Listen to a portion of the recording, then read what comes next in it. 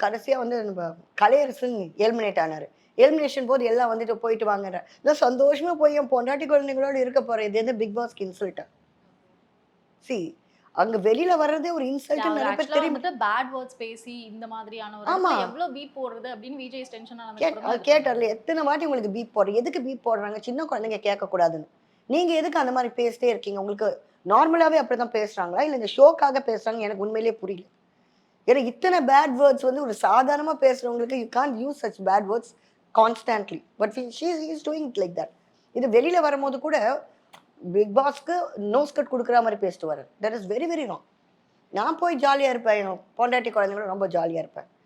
Actually big பாஸ்லேருந்து வெளியில வரவங்க they will miss the place. இதுக்கு முன்னாடி இருந்த டேக் பிக் பாஸ் 1, 2, 3 சீசன்ஸ்ல எடுத்து பாருங்க. வெளில வரும்போது கண் கலங்குவாங்க. எப்படியாவது நம்ம ஜெயிக்கணும். இங்க அந்த இதுவே இல்ல. வெளியில போனா ஜாலியா போறாங்க.